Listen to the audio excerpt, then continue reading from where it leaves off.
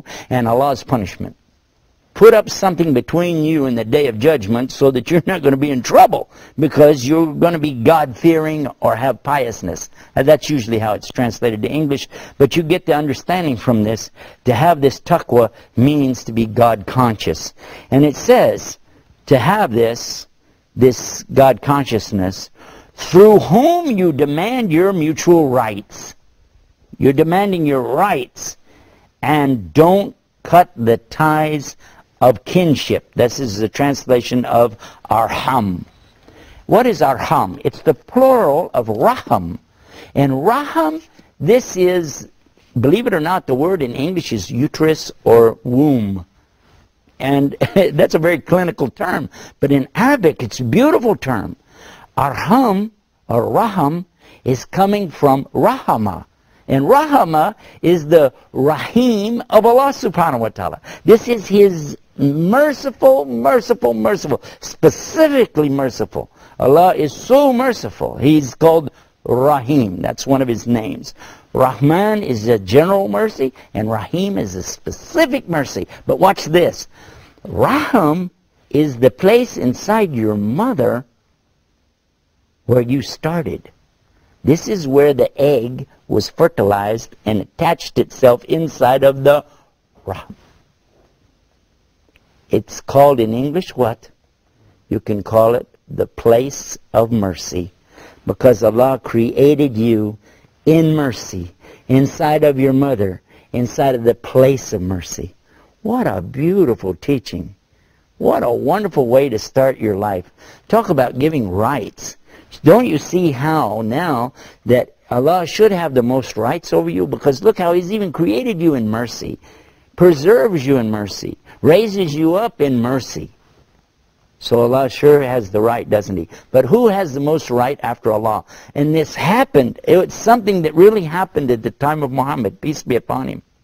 And what happened is a person went to him and he said, after Allah and His messenger, who then would have the most rights on me? And the Prophet Muhammad, peace be upon him, he said it clear. I love this. He said, your mother. He said, and then who? He said, your mother. He said, and then who? Your mother. And then your father. Do you see this? Now keep in mind, at the time he said this, in Arabian Peninsula, women had no rights. No rights at all. Women were traded, bought, sold, given away, treated less than property, almost like dirt or rocks.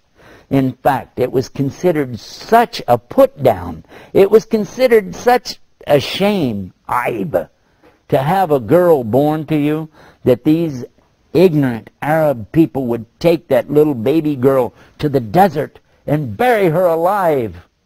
Dig the sand, in the hot sand, and put that poor little baby in there and let them die.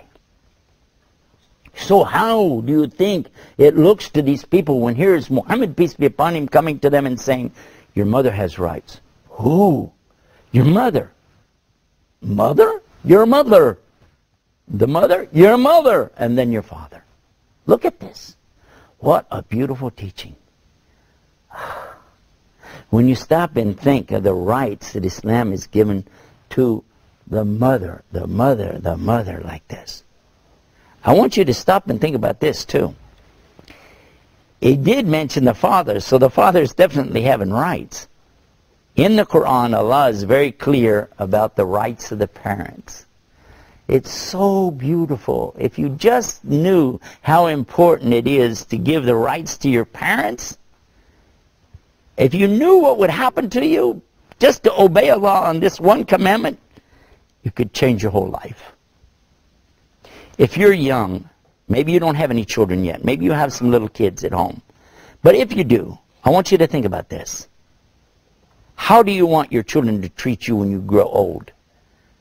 How do you want your children to treat you when you become a senior citizen, an elder? You want respect? You want dignity, honor? You want them to care for you? You want them to bring you things that you need? Even water is a mercy from Allah, isn't it? But look at this. I want somebody to take care of me when I get old. I need my children to look up to me. I need them to respect me. I need them to care for me. Yeah? So what's the best thing I can do? Islam teaches me that if I take care of my parents, then my children will take care of me the same way. But if you disrespect your parents and you don't care for them, what will happen? You'll find that your children will do the same to you as you did to your parents. This is an amazing thing. It happened to me, actually. One time my children were in the kitchen arguing about who should wash the dishes. I started to go to the door to ask them what's going on, but I knew if I did, they would just go like this. Somebody come, Daddy. And I said, what's going on? Nothing. And you know where that goes. I said, well, and I saw my father sitting there. I went to my father, and I realized how many times he probably listened to me and my sisters argue about the same thing. I reached down and I kissed my father right here on the forehead. Now, that's not our custom. We don't do that. Arabs do that. Some Muslim countries, they do. But that wasn't our custom, but I did it anyway. I reached down and just kissed my father on the forehead and said, Dad, I love you. And I went and sat down. A few minutes later, one of my daughters came out of the kitchen. She walked straight over to me. She leaned down and she kissed me in the same spot I had kissed my father. She says, Dad, I love you. And then I was so amazed because this is not something normal to us. And I sat there, I was about to cry.